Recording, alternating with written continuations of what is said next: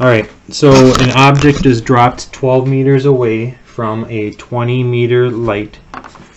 How fast is the shadow of the object traveling after 1 second? It's pretty amazing that we can figure that out just looking at the question, because it's 99% of the population, more than 99% of the population would look at it and say, huh? So, hopefully you people have at least an idea of where to go, and then it does come down to a whole lot of sub problems. But for right now, when we're doing related rates problems, it's important to draw an accurate sketch. So before that, we need an object. What kind of object is dropped out of the air that starts 20 meters high? We need a type of an object. What do we got?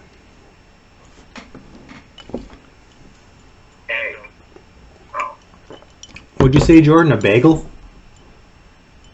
I said an egg. Oh, an egg. So we've got a bird flying, and it just dropped an egg. Okay, so here's my egg.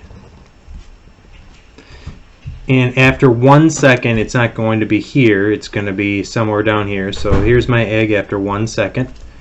And here's the light. So here is the shadow of my egg. So we have our drawing.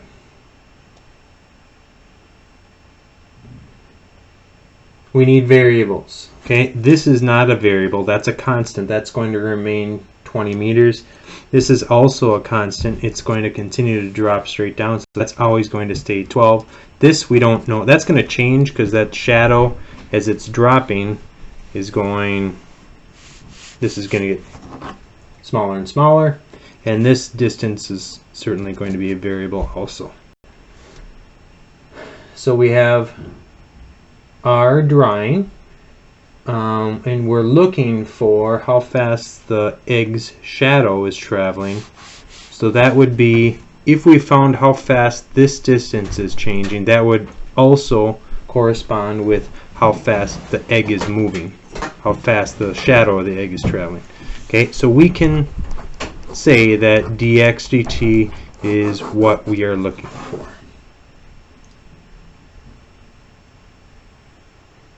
Alright, we have everything on paper. The next thing is typically to set up an equation that relates the variables. And once we have that, we can find the derivative with respect to time and go from there. I'd say that becomes kind of nuts and bolts after that, algorithmic. But the real challenge, I think, is to come up with the equation and everything that we need. Okay. So I'm going to put you in teams. I'm going to bounce between teams, and then I'll probably bounce back so I can talk to everybody at the same time, back and forth a couple times. But for right now, I'll put you in some teams so you can work through this. I'll try to keep it moving. Like I mean, I could let you chew on it for a long time, but for the sake of time and learning, I'm just going to try to keep shoving you in the right direction.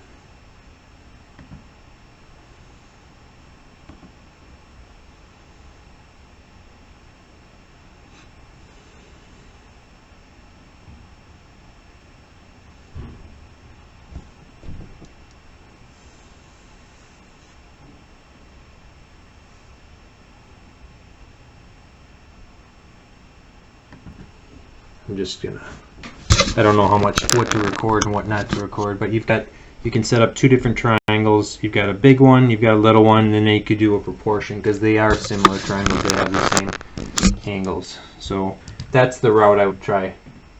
I'm going to make sure the other groups are on the same track too. Alright, so if we label the small with y and x and 20 and 12 plus x, we can go 20 is to, it doesn't matter, I'll say 20 is to y, as 12 plus x is to x. Oh, sorry, not presenting. Here we go.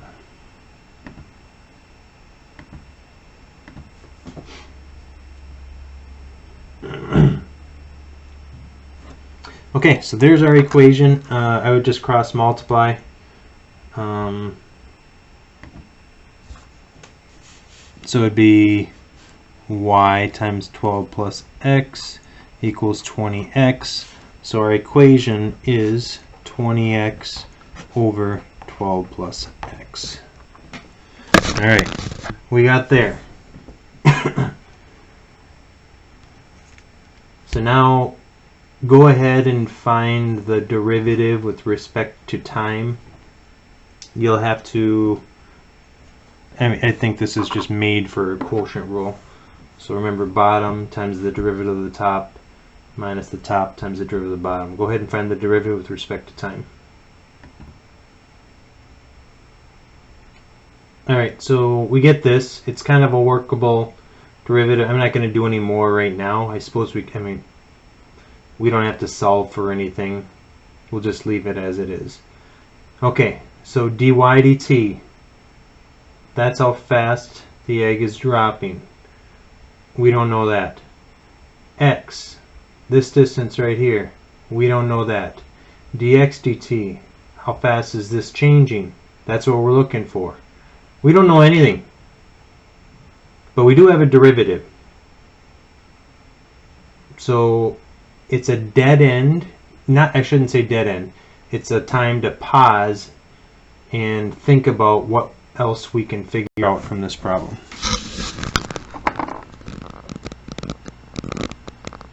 Any ideas?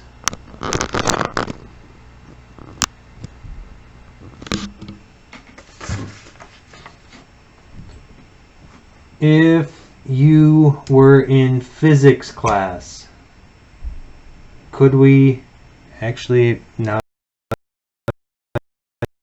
we find gravity? Good, gravity. Gravity is the force acting on the egg, so that will allow us to find out how fast this is traveling. The egg is traveling after 1 second. Okay, so we know the acceleration of gravity is negative 9.8 because we're in meters here. So negative 9.8 meters per second squared. Now what? Antiderivative? Good. Antiderivative of negative 9.8, so we can find our velocity with respect to time, negative 9.8 t plus c. And we need an initial value if we're going to find c. Do I know the egg's velocity at any point? No. Well, it looks like we don't know it based off of the picture, but I should have specified. Here's my bird right here. Or would it be 0 at 20? Yeah, so at 0, yeah, when it's 20 meters above, it's 0. So when time is 0, our velocity is 0, because it's just dropping an egg right there. Okay, so when time is 0, our velocity is 0. So now we can find out what c is.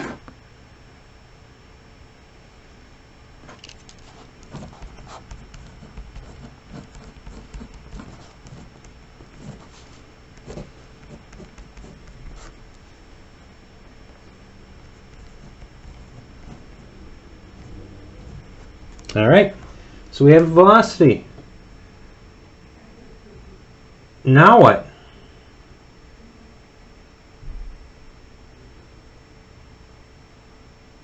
How does that help us?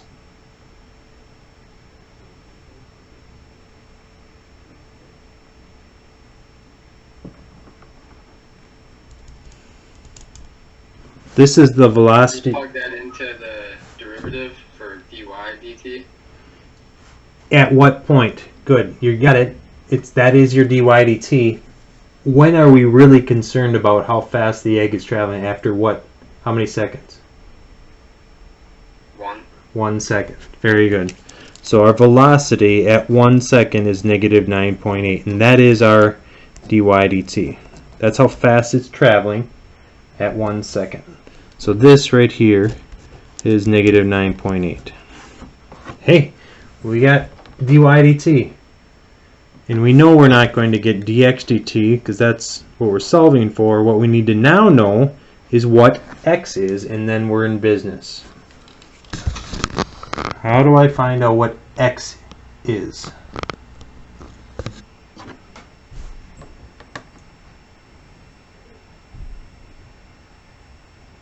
Before we find x, let's find y. Can we figure out what y is?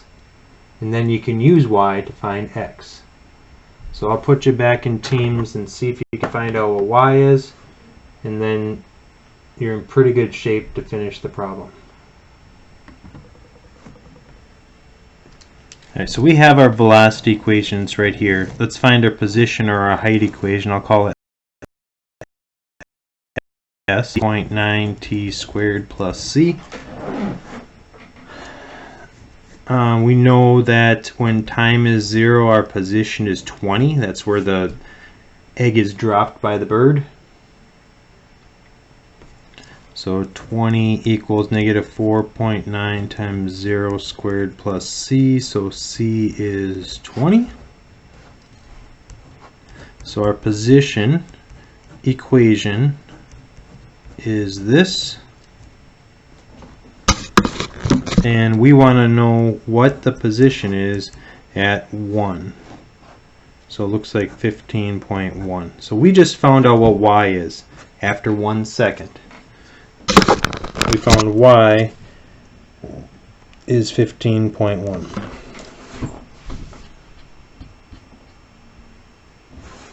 So now we can plug that in any of these. I'll plug it in like right here, I guess.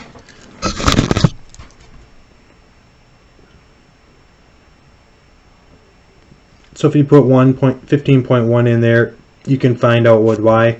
Here's where I'm just going to kind of accelerate the problem. We've done the math, and the rest is just kind of algebra. If I plug in 15.1 in here,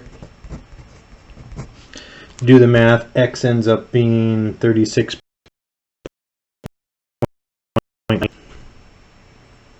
And we can plug that into our derivative right here. So we now have x is 36.97, negative 9.8 for dy dt, and you can solve for dx dt, and it ends up being negative 98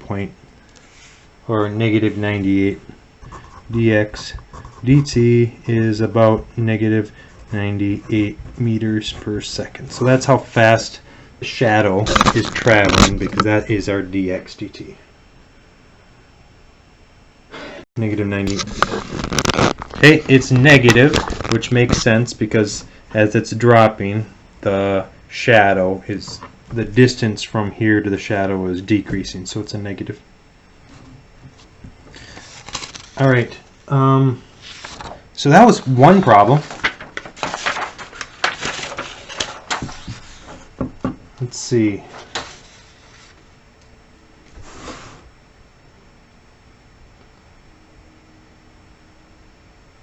Let's try to just do 5 minutes on the next problem here, and then the last 20 minutes will be dedicated to questions. Okay, so a runner is traveling 28 feet per second from second base to third base. So this is problem number 2. And if we can set it up, once you get to the point where you set it up, that's a lot of the problem. Okay, so we're on a baseball field, and they're all 90 feet. The bases are. And here's home. Here's first, second base, and third base. And some person is traveling between second and third, and he's 60 feet from second base. So this is 60 feet when he's traveling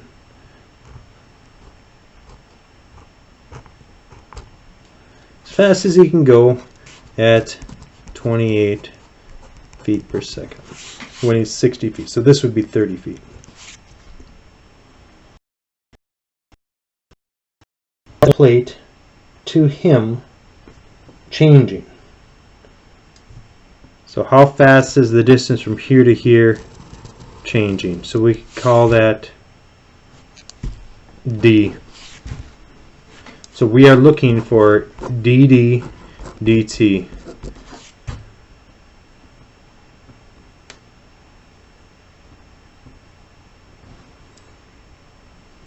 This right here, so we have a triangle.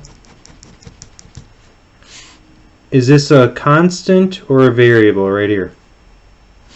This distance.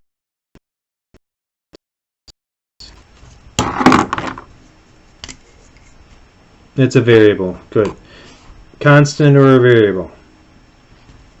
Constant. It's always 90. And this one's also another variable. So we have two variables. We have x and d. We know dx dt is given to us. Dx dt is negative 28.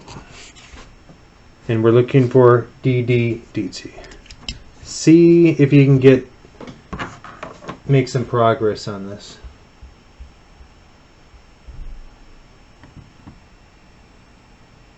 Alright, like I said, I wish I could give you a little more time.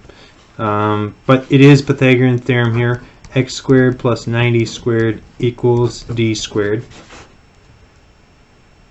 We can find the derivative right away. So the derivative of 90 squared is 0. The derivative of d squared is 2d dd dt.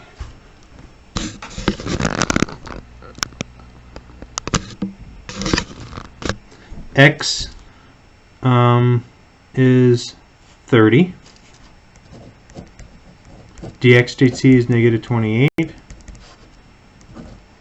D we can figure out is 8100 plus 900. What is that? 9,000? So square root of 9,000. Just using the Pythagorean theorem. And then dd dt. And you can solve it and we'd be done. Looks like a negative answer, which makes sense. D is getting smaller as he is going that way. Alright. Questions on those?